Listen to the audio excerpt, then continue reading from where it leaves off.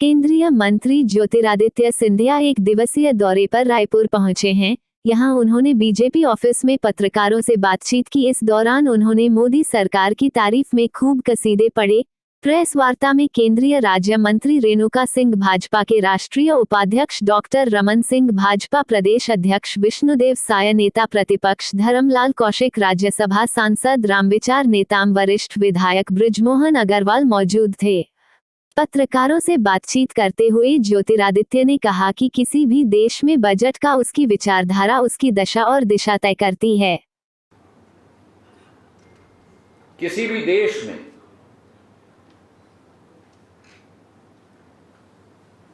Budget वित्तीय सोच, विचारधारा उस देश की आगामी रूप और रेखा, दिशा और दशा दोनों को तय करती है।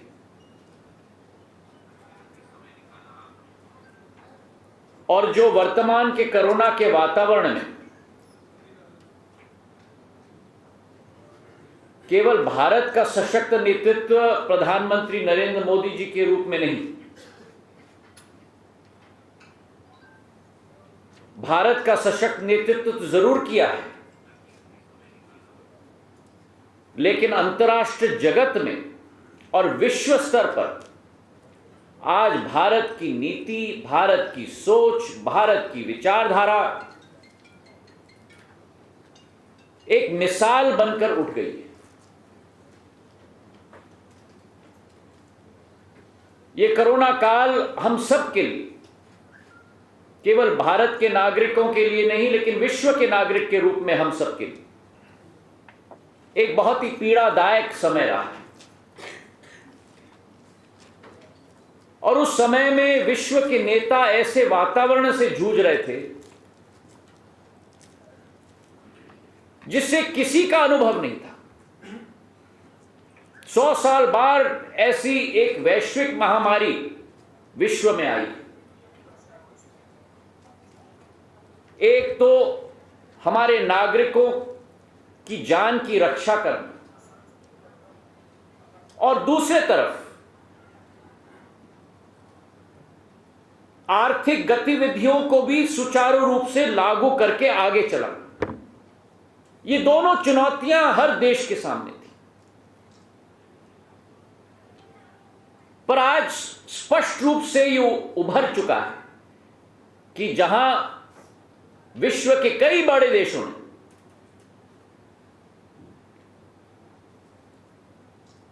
एक मुद्रा की प्रिंटिंग की कल्पना के साथ शुरुआत की,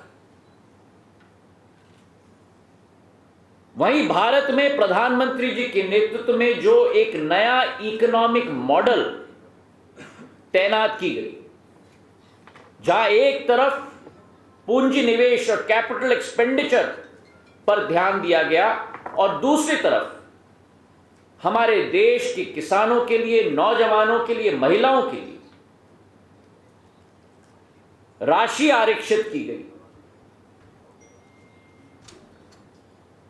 उस दोनों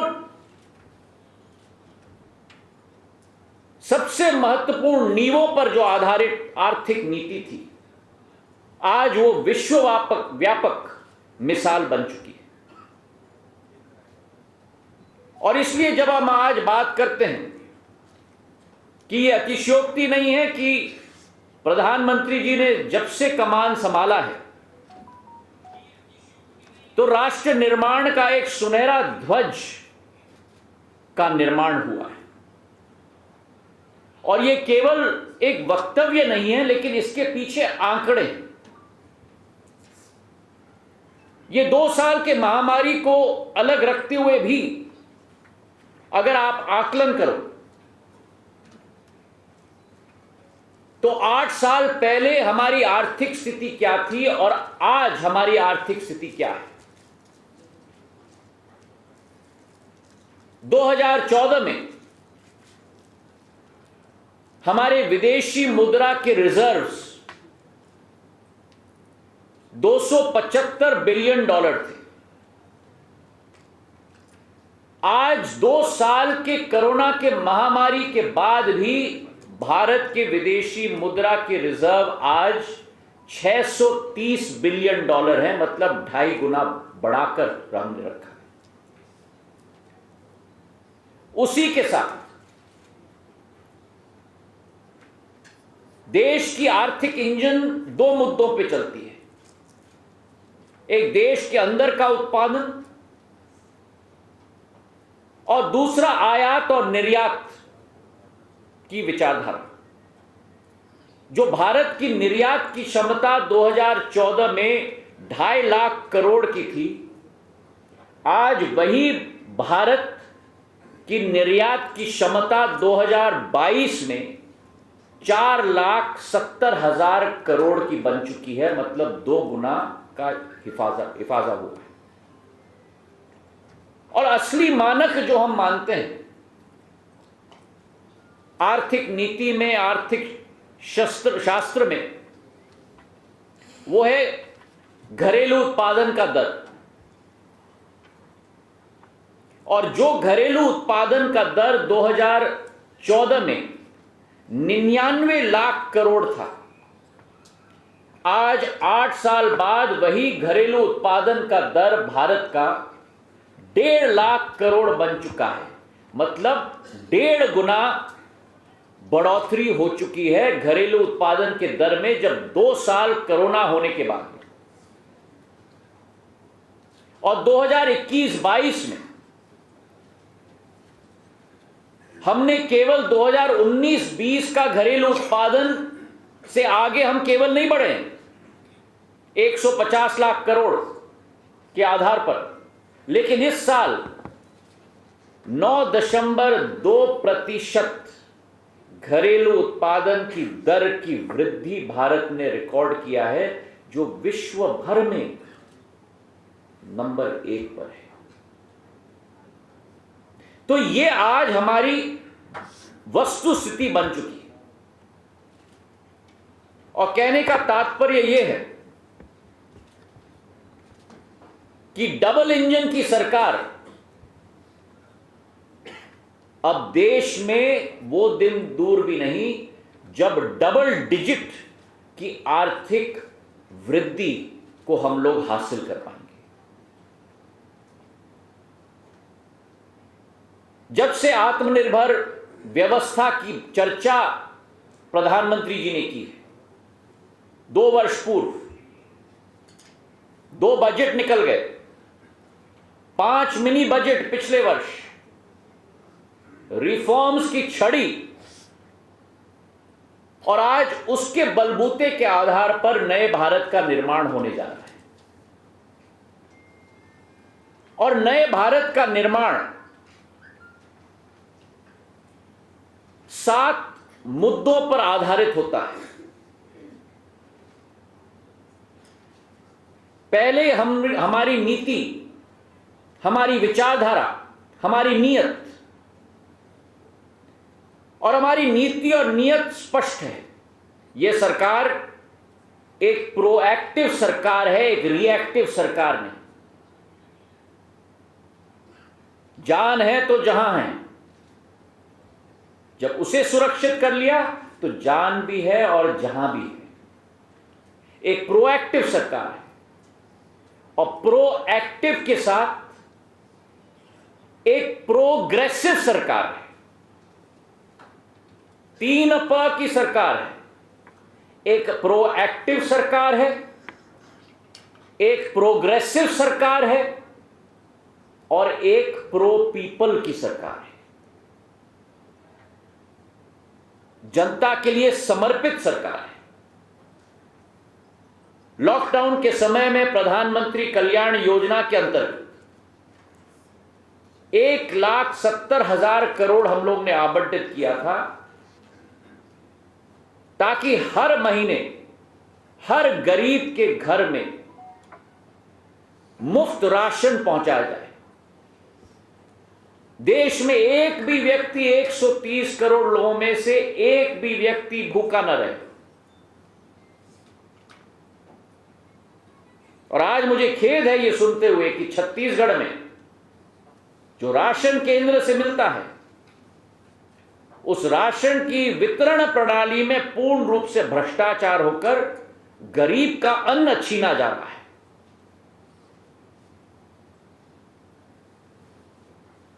गरीब कल्याण योजना एक महत्वाकांक्षी योजना, जनता के लिए समर्पित योजना, और उसी के साथ साथ मनरेगा में भी, ताकि रोजगार के अवसर उत्पन्न हो पाए, 10% वेतन में बढ़ोतरी की गई, जिसके आधार पर 13,62,00,000 लोगों को रोजगार उत्पन्न हो पाया। मतलब देश की 10% जनता को सीधे सीधे रोजगार के अवसर उत्पन्न हो पाए, बढ़ाई गई वेतन के आधार पर। प्रधानमंत्री आवास योजना एक महत्वाकांक्षी योजना प्रधानमंत्री जी की, जिसके 3 भाग हैं। पहला भाग कि होम लोन पर हर गरीब को सब्सिडी दी जाती है 2,70,000 रुपए की, ताकि वो अपना घर गृहस्थी अपने आप बना पाए। आज के दिवस पर देश में करीब 1,10,00,000 मकान प्रधानमंत्री आवास योजना के तहत बने हैं, और पुराने जमाने, पुराने सरकारों की तरह कच्चे वाले मकान नहीं, लेकिन सीमेंट, कंक्रीट और छत वाले मकान बने।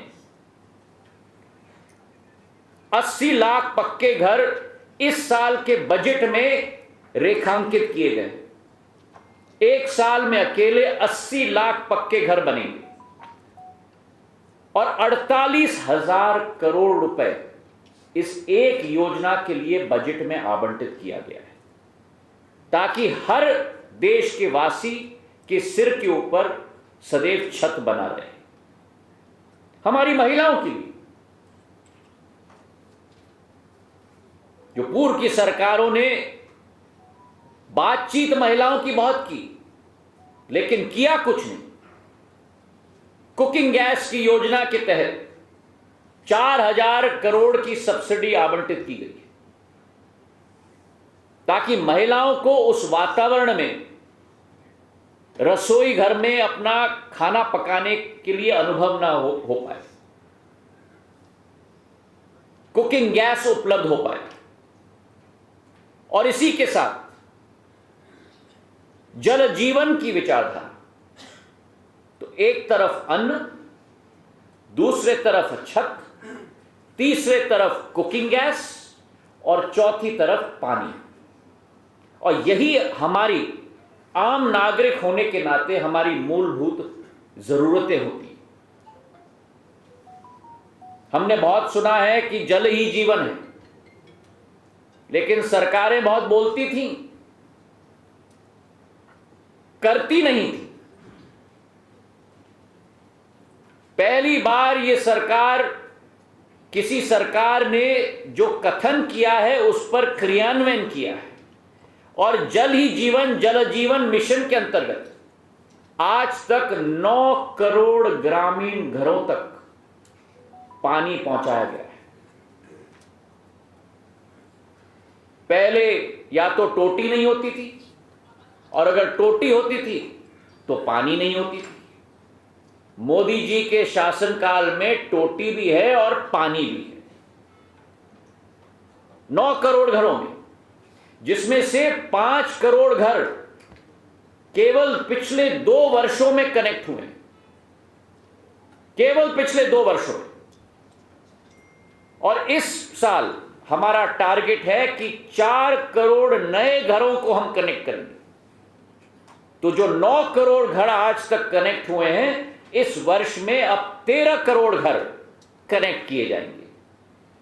पिछले वर्ष 40,000 करोड़ का आवंटन था इस योजना के लिए। इस वर्ष केवल जल जीवन मिशन के लिए 50% वृद्धि करके 60,000 करोड़ रुपए का आवंटन है, ताकि एक भी व्यक्ति इस देश में प्यासा न रहे, एक भी व्यक्ति इस देश में भूखा न रहे, एक भी व्यक्ति इस देश में घर के बिना न रहे। यह भारतीय जनता पार्टी की अंत्योदय की सोच है, यह प्रधानमंत्री नरेंद्र मोदी जी की जन कल्याण की सोच है। और इतिहास में पहले किसी और सरकार ने 40,000 करोड़ पिछले वर्ष, 60,000 करोड़ इस वर्ष, मतलब 1 लाख करोड़ रुपए केवल घर घर में पानी पहुंचाने के लिए एक संकल्प किसी और सरकार ने शायद नहीं लिया। तो यह रहा पहला स्तंभ, प्रोग्रेसिव, प्रो पीपल, प्रोएक्टिव। इसी के साथ दूसरा स्तंभ जो जुड़ा हुआ है वो कृषि का है। किसान हमारा अन्नदाता है, किसान हमारा देवता है, लेकिन आज किसान को आधुनिकता के साथ भी जोड़ने की जरूरत है। यह समय की मांग है और प्रधानमंत्री जी का संकल्प है कि किसान को, हमारे माताओं को, बहनों को जो संकल्प उन्होंने लिया है कि डिजिटल हाईटेक सुविधाओं के साथ हम लोग किसान को जोड़ें, एग्रीटेक प्लेयर्स के साथ हम किसान को हम जोड़ें, ताकि सार्वजनिक क्षेत्र के अनुसाधन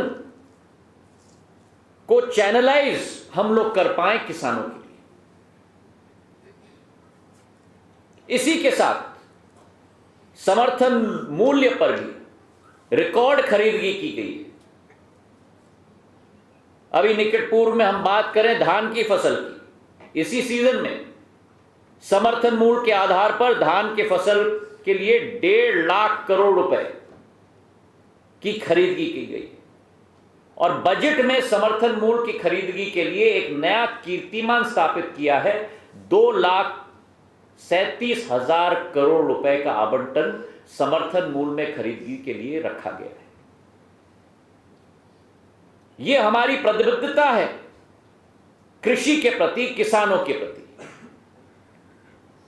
और सीधे हमारी सोच विचारधारा है कि सीधा सीधा ये राशि किसान के बैंक के खाते में पहुंचे। और इसके लिए हमने ये आधारित किया है कि प्रधानमंत्री किसान सम्मान निधि के आधार पर 68,000 करोड़ रुपए सीधे सीधे किसान के बैंक अकाउंट के खाते में पहुंचाया जाएगा। यूरिया की बहुत कालाबाजारी की जाती थी, यूरिया की नीम कोटिंग की गई ताकि कालाबाजारी समाप्त हो। और उसी के साथ साथ जो फर्टिलाइजर सब्सिडी है, उस फर्टिलाइजर सब्सिडी को भी 80,000 करोड़ से बढ़ाकर इस साल के बजट में 1,05,000 करोड़ हमने कर दिया है। मतलब एक ही वर्ष में 33% वृद्धि फर्टिलाइजर की सब्सिडी में हम लोग ने की है। इसी के साथ साथ जो मैंने कहा कि किसान को आधुनिकता के साथ जोड़ना है, प्रौद्योगिकी के साथ जोड़ना है, आईटी के साथ जोड़ना है, वहीं प्रधानमंत्री जी का संकल्प है कि किसान को आधुनिकता के साथ भी हमें जोड़ना होगा। और इसलिए किसान ड्रोन की नई पॉलिसी की शुरुआत हमने की है। ड्रोन का इस्तेमाल हर किसान करे, किफायती हो, चाहे फर्टिलाइजर छिड़कने की बात हो,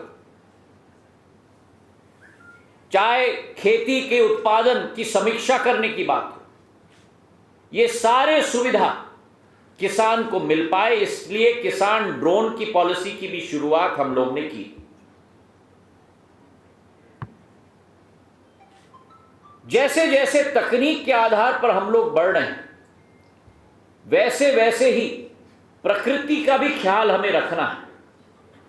और इसलिए प्रधानमंत्री की सोच और विचारधारा प्राकृतिक खेती और ऑर्गेनिक फार्मिंग के प्रति भी है।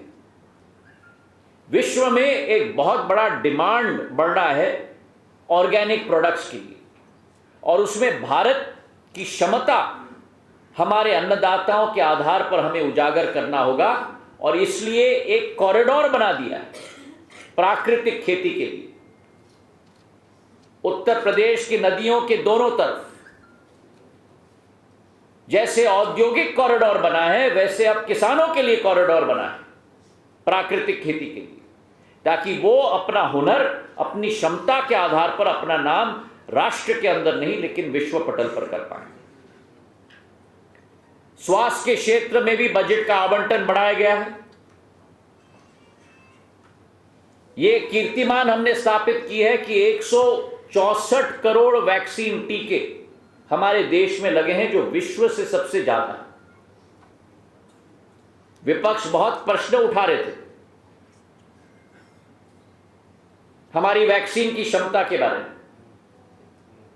यह आत्मनिर्भर भारत का प्रमाण है कि जिस देश में टीकाओं का आयात करना पड़ता था 70 सालों में, बीसीजी वैक्सीन हो, स्मॉल पॉक्स का वैक्सीन हो, और वो भी 10 साल बाद देश में आता था, उसी भारत में प्रधानमंत्री जी के नेतृत्व में एक वैक्सीन नहीं लेकिन दो वैक्सीन का भारतीय उत्पादन हुआ है। और जो भारत वैक्सीन का आयात करता था, वही भारत आज वैक्सीन का निर्यात कर रहा है। और WHO की स्टडीज ने यह रेखांकित की, विश्व की संस्थाओं की स्टडीज ने रेखांकित की हैं कि जो भारत का वैक्सीन है, कोविशील्ड और कोवैक्सीन, सबसे अद्भुत वैक्सीन है पूरे विश्व में। यह आत्मनिर्भर का संकेत है, प्रधानमंत्री जी का संकल्प का संकेत है। और स्वास्थ्य के क्षेत्र में भी बजट के आवंटन में 70% वृद्धि करके 85,000 करोड़ का बजट आज हमारा बन चुका है। कोरोना के तीसरी लहर में हम लोग अपना जीवन का ज्ञापन आज कर रहे हैं। पिछले 1 वर्ष में कैबिनेट के द्वारा 62,000 करोड़ रुपए का आवंटन हुआ है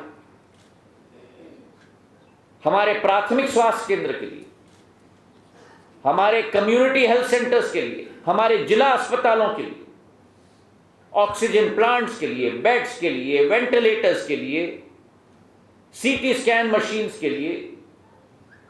और यह इस बात का संकेत है कि हमारी सरकार, जब जनता की जान की रक्षा की बात हो, तो राशि हमें कहीं से भी लानी हो, वो बजट का आवंटन किया जाएगा ताकि जनता की जान की रक्षा सदैव हो पाए। इसी के साथ साथ अधोसंरचना किसी भी देश के नवनिर्माण का एक प्रसंगत भाग होता है। और विश्व में जो आज वातावरण निवेश के लिए प्रोत्साहित करने की कोशिश हर देश कर रही है, भारत ने यह निर्णय लिया है प्रधानमंत्री जी के नेतृत्व में कि अगर हमें निवेश को प्रोत्साहित करना है, निवेश को आकर्षित करना है, तो भारत सरकार पहले निवेश करेगी। जैसे क्रिकेट में फ्रंट फुट पे बैटिंग किया जाता है ना, वैसे ही प्रधानमंत्री जी फ्रंट फुट पे बैटिंग कर रहे हैं भारत की अधोसंरचना के लिए और भारत में निवेश करने के लिए। भारत सरकार ने 2020-21 में 4 लाख करोड़ का टारगेट रखा था अधोसंरचना के निवेश के लिए। पिछले वर्ष 2021-22 में उस टारगेट को वित्त मंत्री ने 29% बढ़ाकर 5,45,000 करोड़ रेखांकित किया था। और इस वर्ष प्रधानमंत्री जी के नेतृत्व में और वित्त मंत्री जी के बजट में, निर्मला जी के बजट में एक नया कीर्तिमान स्थापित किया है। 7.5 लाख करोड़ का निवेश भारत के अधोसंरचना में भारत सरकार के द्वारा किया जाएगा। 36% वृद्धि। पहले 29% वृद्धि, अब 36% वृद्धि। और कांग्रेस के सरकार के समय में 2014 में जो राजकीय व्यय, पब्लिक स्पेंडिंग केवल 1,85,000 करोड़ होती थी मेरे भाई और बहनों, आज वो राजकीय व्यय नरेंद्र मोदी जी के सरकार में, प्रधानमंत्री जी के नेतृत्व में 7.5 लाख करोड़ तक हमने लाकर रख दिया है। मतलब 3.5 गुना वृद्धि हुई है। और इसलिए दो अलग अलग सोच हैं इस देश में। एक वो सरकार थी 2014 के पहले जिसकी सोच थी कि विकास को बाधित करने की मंशा विपक्षियों को विपक्ष बनाती है, विकास को बाधित करने की मंशा विपक्षियों को विपक्ष बनाती है और बिना पक्षपात की लोक सेवा करने का दृढ़ संकल्प भाजपा को भाजपा बनाती है।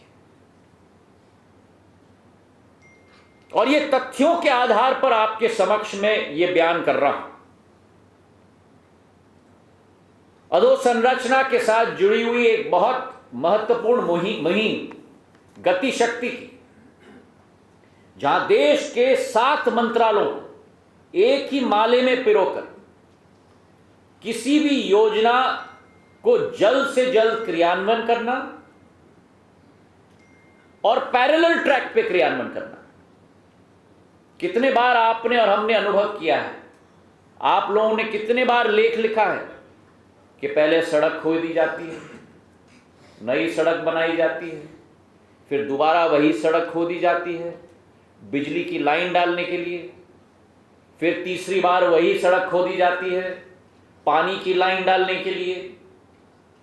गति शक्ति की योजना सारे भारत सरकार के अधोसंरचना के मंत्रालय, चाहे वो बंदरगाह हो, चाहे वो रेलवे हो, चाहे वो मेरा मंत्रालय नागर विमानन हो, चाहे सड़क हो, चाहे जल के आधार पर ट्रांसपोर्ट का मंत्रालय हो, चाहे लॉजिस्टिक्स हो, सारे के सारे मंत्रालयों को एक ही सॉफ्टवेयर में जोड़कर जितनी भी अधोसंरचना उसी पैरेलल ट्रैक पे लगानी है एक साथ ही लगाई जाएगी। यह प्रधानमंत्री जी का संकल्प है। और गति शक्ति के आधार पर ये 7 इंजन साथ चलेंगे। राष्ट्रीय राजमार्ग के लिए टारगेट रखा गया है 25,000 किलोमीटर इसी वित्तीय वर्ष के। अगले 3 वर्ष के अंदर 100 कार्गो टर्मिनल बनेंगे गति शक्ति के आधार पर, ताकि जो वर्तमान में भारत के लॉजिस्टिक्स कॉस्ट है जो 12 से 13% है, उस लॉजिस्टिक्स कॉस्ट को गिराकर केवल भारत देश के अंदर नहीं लेकिन अंतर्राष्ट्रीय जगत तक हम अपना उत्पादन सबसे कम से कम दाम पे हम लोग पहुंचा पाए। इसी के साथ जुड़ी हुई है एमएसएमई सेक्टर, छोटी और मध्यम उद्योग, क्योंकि यह हमारी रीढ़ की हड्डी है। वाणिज्य और उद्योग मंत्रालय मैंने संभाला है। 30% भारत का उत्पादन एमएसएमई सेक्टर से आता है, 40% भारत का निर्यात एमएसएमई सेक्टर से आता है। और इस सेक्टर के लिए हमारे emergency credit line guarantee scheme के अंतर्गत, ECLGS स्कीम के अंतर्गत 5 लाख करोड़ रुपए का आवंटन इस साल हमने किया है बजट में। पर्यटन और हॉस्पिटैलिटी सेक्टर के लिए जो कोरोना से बहुत प्रभावित हुआ था, 50,000 करोड़ का आवंटित किया गया है ECLGS स्कीम के अंतर्गत। और स्वतः MSME मंत्रालय का आवंटन 26% बढ़ाकर 15,000 करोड़ से 22,000 करोड़ इस बजट में हमने नया आवंटन किया है। हमारी सोच और विचारधारा है कि चाहे MSME हो, चाहे टेक्नोलॉजी और डिजिटल फर्स्ट नेशन की सोच हो, शिक्षा के क्षेत्र में भी एक पहली डिजिटल यूनिवर्सिटी का क्रियान्वयन होने वाला है, जिसके आधार पर हर देश के गरीब के हर बालक और बालिका को कोर्सेज लेने की एक नई सुविधा हम लोग आरंभ करेंगे। तो ये बजट महामारी के वातावरण में भी हमारे लड़ने की क्षमता को उजागर करता है। हमारे फाउंडेशन मजबूत है, हमारी दिशा सही है और हमारी गति तेज है। और हमें पूरा विश्वास है कि प्रधानमंत्री जी के नेतृत्व में, वित्त मंत्री जी की विचारधारा के आधार पर भारत अपना परचम विश्व स्तर पर लहराएगा, इसका हमें पूरा पूरा विश्वास है। यह भी अति महत्वपूर्ण होता है कि जिस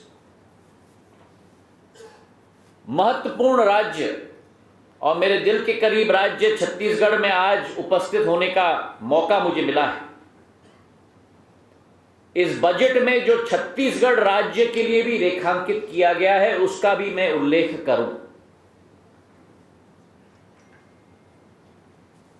पहली बार इतिहास में संघीय ढांचे के आधार पर जो सोच विचारधारा प्रधानमंत्री जी की सदैव रही कि राज्य शक्तिशाली बनेंगे तो देश शक्तिशाली बनेगा, और 15वीं फाइनेंस कमीशन के आधार पर जो 32% राशि बंटवारा के तहत राज्यों को मिलता था, वो प्रधानमंत्री जी के नेतृत्व में ही 42-43% तक बढ़ाया गया है। मतलब 8 से 9% बढ़ाया गया है। और इस वर्ष अकेले हमारे इस बजट में हमारे राज्यों को 3 लाख करोड़ अतिरिक्त फंड्स का डेवल्यूशन केंद्र से राज्य को दिया जाएगा, जिसमें से छत्तीसगढ़ को 8,000 करोड़ रुपए अतिरिक्त केवल इस वित्तीय वर्ष में बढ़ोतरी दी जाएगी। इसी के साथ कई महत्वाकांक्षी योजनाएं अधोसंरचना के क्षेत्र में भी छत्तीसगढ़ के लिए जुड़ाई गई। बिलासपुर दुर्ग के बीच 160 किलोमीटर की रफ्तार से ट्रेन चलाने की तैयारी की जा रही है। कई नई लाइनों की सर्वे की जाएंगी।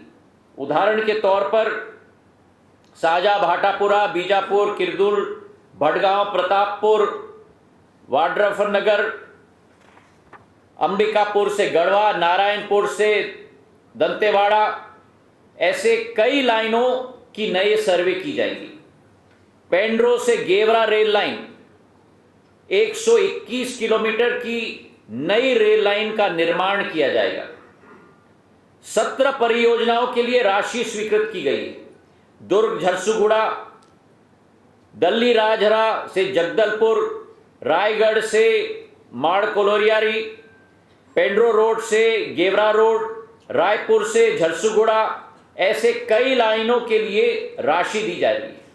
और इसी के साथ साथ छत्तीसगढ़ से की गई मांग इंडस्ट्रियल कॉरिडोर का भी आवंटन किया जा रहा है। भारतमाला एक्सप्रेसवे के अंतर्गत रायपुर से विशाखापट्टनम के लिए फंड्स का आवंटन किया जा रहा है। बिलासपुर, जगदलपुर, अंबिकापुर एयरपोर्ट्स के लिए को भी आगे बढ़ाने की योजना मेरे मंत्रालय के द्वारा की जा रही है। और छत्तीसगढ़ के लाखों किसानों के लिए किसान सम्मान निधि के आधार पर 1800 करोड़ रुपए से अधिक राशि की आवंटन की जा रही है, ताकि सीधे सीधे उनके खाते में पहुंच पाए। मैं आपको धन्यवाद अर्पित करना चाहता हूं। सहनशीलता से आपने मेरी बात सुनी। आपकी तरफ से अगर कोई प्रश्न हो तो उन प्रश्नों का भी जवाब देने के लिए मैं पूर्ण रूप से तैयार हूं। बहुत बहुत धन्यवाद। For more news updates, do subscribe, like, share and comment. Clipper 28